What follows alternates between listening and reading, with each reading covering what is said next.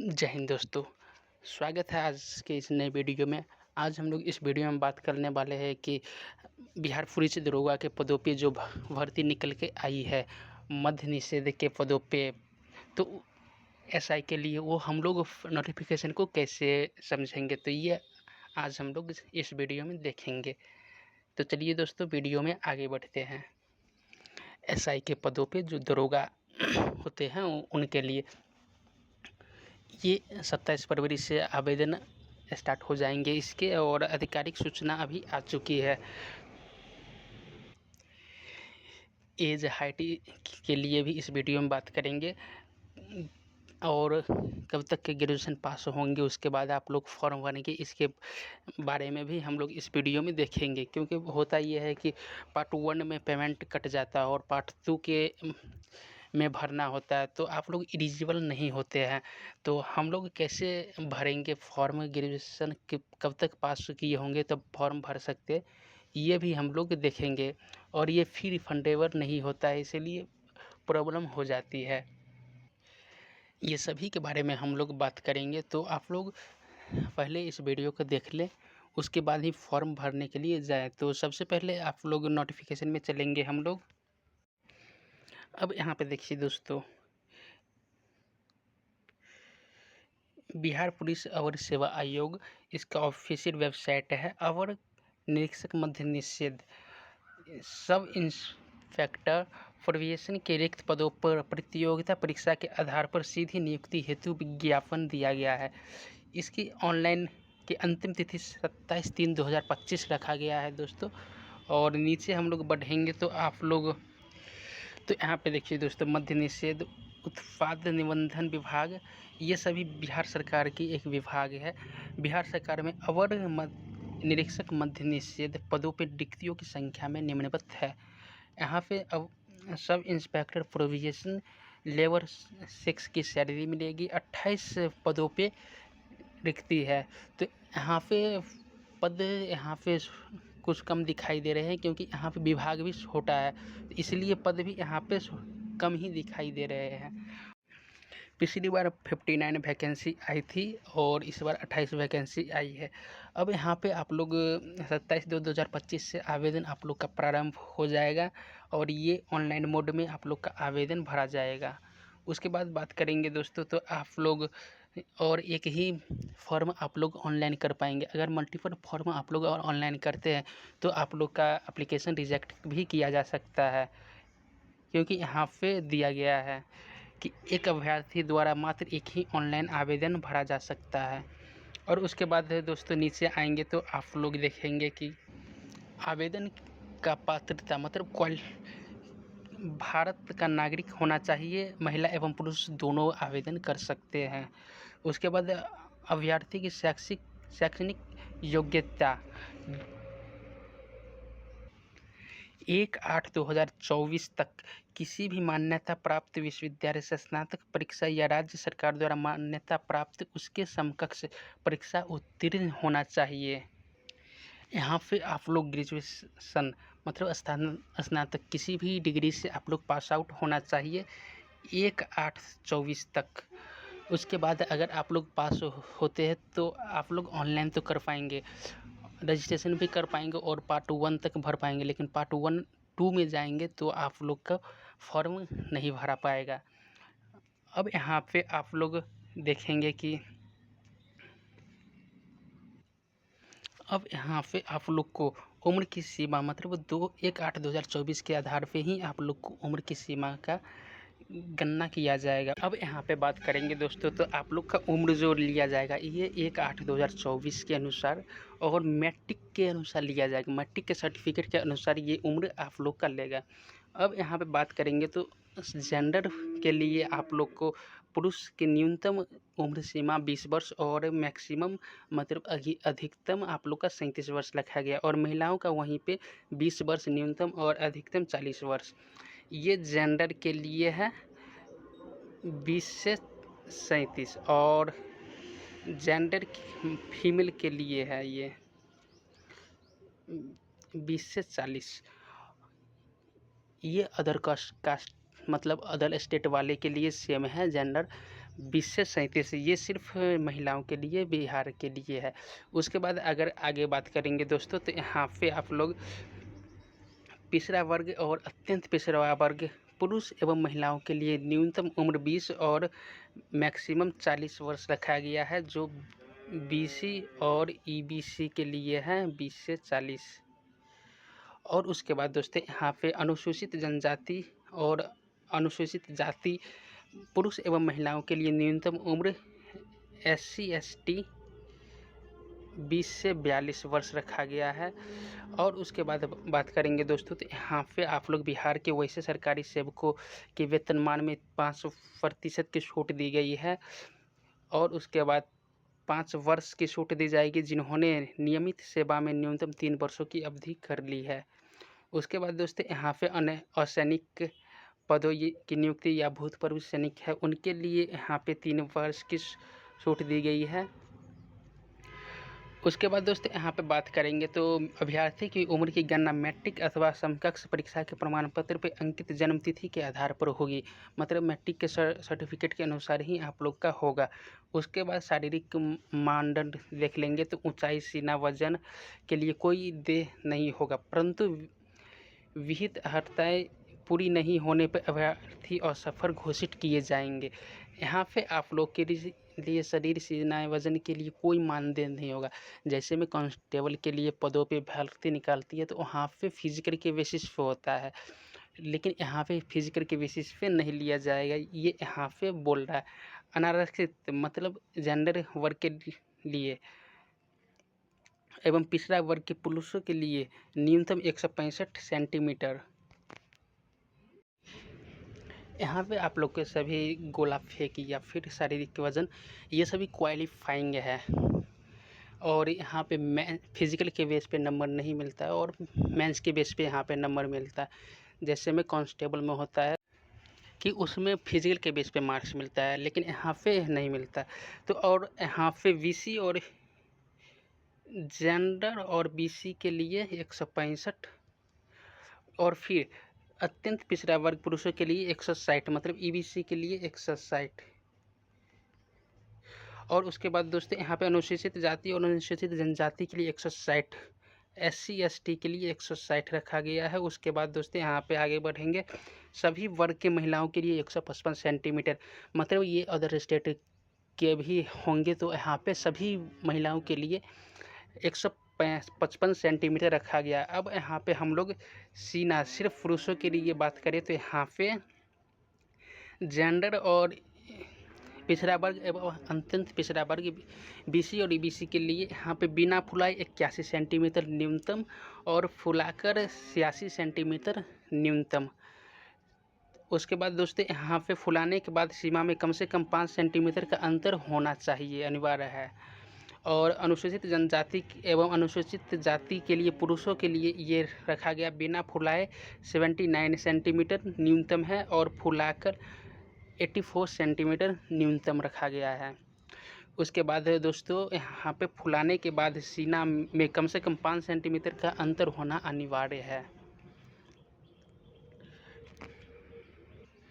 महिला के ये माप नहीं होती है। उसके बाद दोस्तों वजन की बात करें तो यहाँ पे सभी वर्गों की महिलाओं के उम्मीदवार के लिए 48 kg आवश्यक होना चाहिए। नियुक्ति प्रक्रिया की बात करें तो लिखित प्रायोगिक परीक्षा हो। अब दोस्तों यहाँ पे नियुक्ति की प्रक्रिया में देखते हैं, सबसे पहले आप लोग को लिखित प्रायोगिक परीक्षा होगा। उसके बाद दोस्तों यहाँ पे प्रथम चरण में प्रारंभिक परीक्षा होगा, 200 अंकों की ये होगी और कुल संख्या 100 होगी, मतलब 2 घंटे समय दिया जाएगा। और यहाँ पे इसमें 30% से कम अंक प्राप्त करने वाले मुख्य परीक्षार्थी को असफल घोषित कर दिया जाएगा। मतलब कि यहाँ पे आप लोग को 30% मार्क लाना है। यहाँ पे 200 में से 160 या 180 आप लोग को लाना है मार्क्स, उसके बाद ही आप लोग इस परीक्षा के लिए सफल हो पाएंगे, मतलब कैंडिडेट वो आगे की परीक्षा दे पाएंगे। यहाँ पे आप लोग को 30% अंक लाना अनिवार्य है, नहीं तो आप लोग को फेल कर दिया जाएगा। अब यहाँ पे 200 अंकों में से आप लोग 160 या 180 भी ला लेते तो आप लोग मेंस के लिए क्वालिफाई हो जाएंगे। मतलब कि 150 आप लोग यहाँ पे लेके चलेंगे, उसके बाद ही हो पाएगा। अब यहाँ पे बात करें, यहाँ पे लिखा हुआ भी है कि प्रारंभिक परीक्षा प्राप्त करने अंकों के आधार पर 20 गुना सफल अभ्यर्थियों का चयन होगा। मतलब यहाँ पे देख लीजिए, वैकेंसी है 28 और है 20, तो यहाँ पे लगभग 500 कैंडिडेट के लिए होगा। उसके बाद ही आप लोग मेंस के लिए हो पाएंगे। अब यहाँ पे बात करें दोस्तों, नीचे आएंगे तो हम लोग, अब उसके बाद आप लोग को द्वितीय चरण के लिए बुलाया जाएगा। अब द्वितीय चरण में आप लोग को प्रश्न पत्र 200 अंकों के सामान्य हिंदी का 2 घंटे का समय मिलेगा। आप लोग को 100 प्रश्न होंगे और न्यूनतम 30% मार्क लाना अनिवार्य होगा।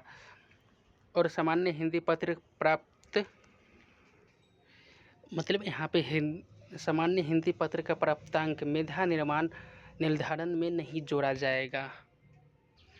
अब मेंस में आप लोग को 2 होंगे। यहाँ पे द्वितीय पत्र में सामान्य अध्ययन, सामान्य विज्ञान, नागरिक शास्त्र, भारतीय इतिहास, भारतीय भूगोल, गणित, मानसिक योग्यता जांच से संबंधित द्वितीय पत्र होंगे और ये 200 अंक का होगा, और जिसमें प्रश्नों की संख्या 100 और परीक्षा की अवधि 2 घंटे होगी। इसमें भी आप लोग को 2 घंटे समय दिया जाएगा। और यहाँ पे नेगेटिव मार्किंग का भी प्रावधान किया गया है दोस्तों। यहाँ पे देखिए, दोनों चरणों की परीक्षा में प्रत्येक गलत अंक पे 0.2 अंक काटा जाएगा।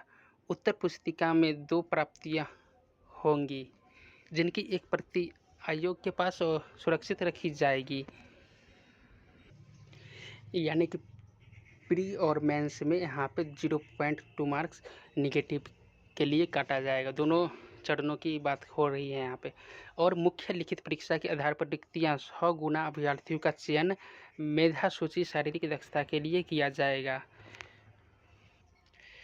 यानी कि ये विषय आप लोग के लिए महत्वपूर्ण है, इसी विषय के आधार पे होगा। यहाँ पे अब तृतीय चरण की बात करें तो यहाँ पे सफ़र होना अनिवार्य है। मतलब यहाँ पे परीक्षार्थियों को सफ़र होना अनिवार्य है।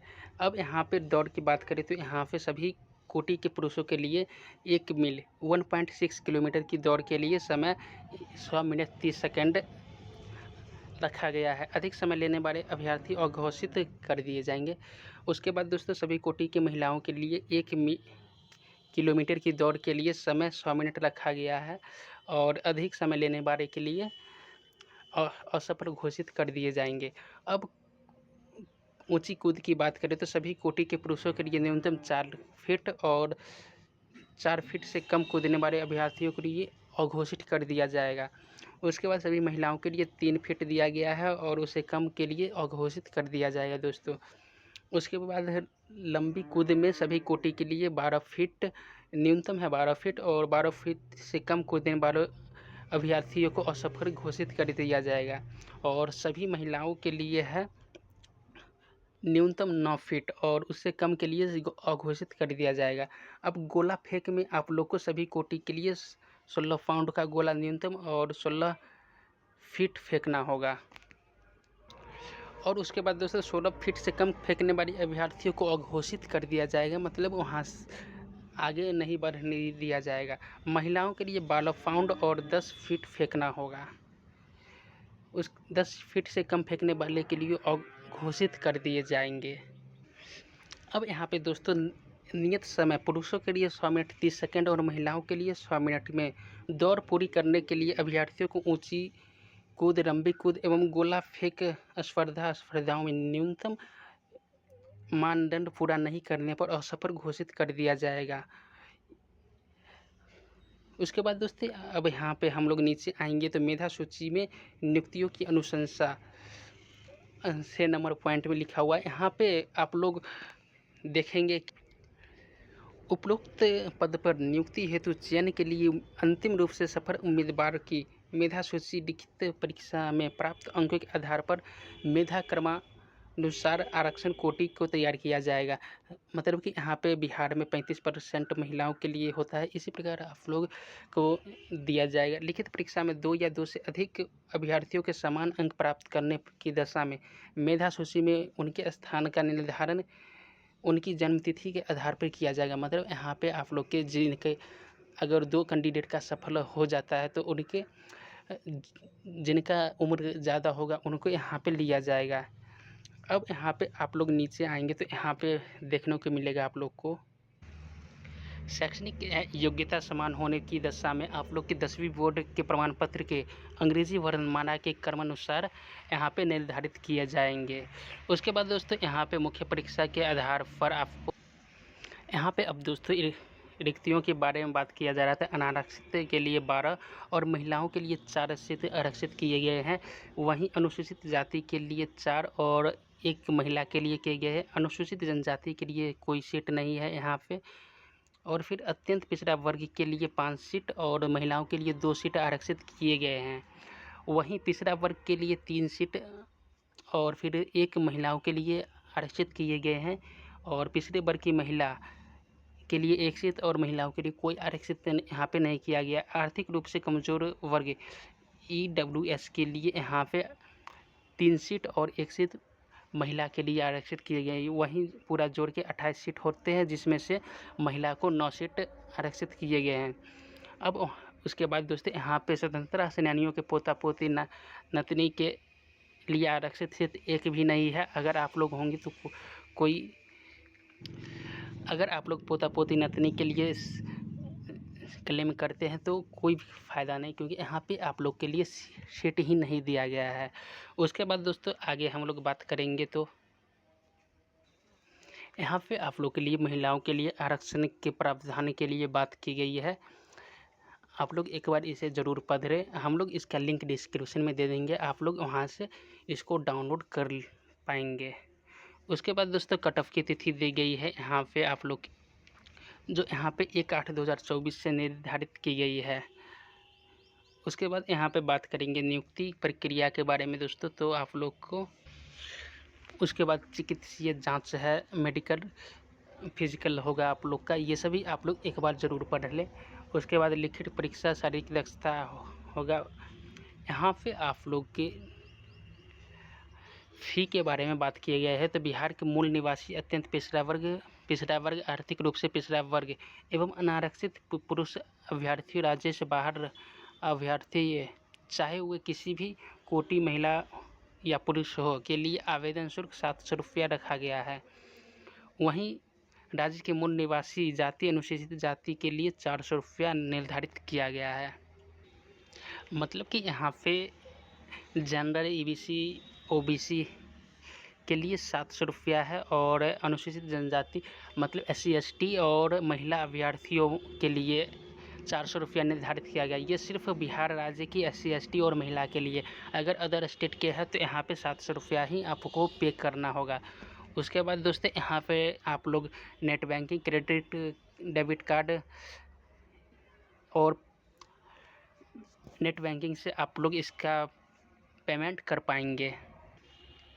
अब यहाँ पे दोस्तों ऑनलाइन से संबंधित कुछ जानकारी दी गई, ये सभी आप लोग एक बार नोटिफिकेशन को पढ़ लें। उसके बाद नीचे आएंगे तो यहाँ पे निर्देश सभी दिया गया है। अंतिम तिथि 27/3/2025 रखा गया, ये सभी आप लोग के दिया गया।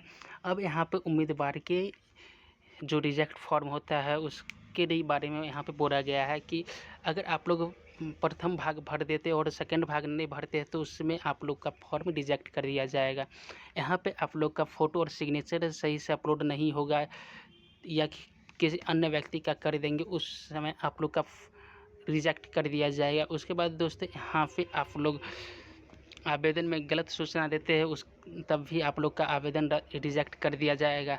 गलत आरक्षण कोटि भरा जाना अथवा अनारक्षित कोटि से संबंध रखने वाले व्यक्ति के आरक्षण कोटि का दावा किया जाना, इसके बाद भी आप लोग का फॉर्म रिजेक्ट कर दिया जाएगा। जन्म तिथि गलत अंकित करना, आवेदन में गलत लिंग अंकित करना, ये सभी कारण है जो फॉर्म को रिजेक्ट कर दिए जाते हैं। अब यहाँ पे आप लोग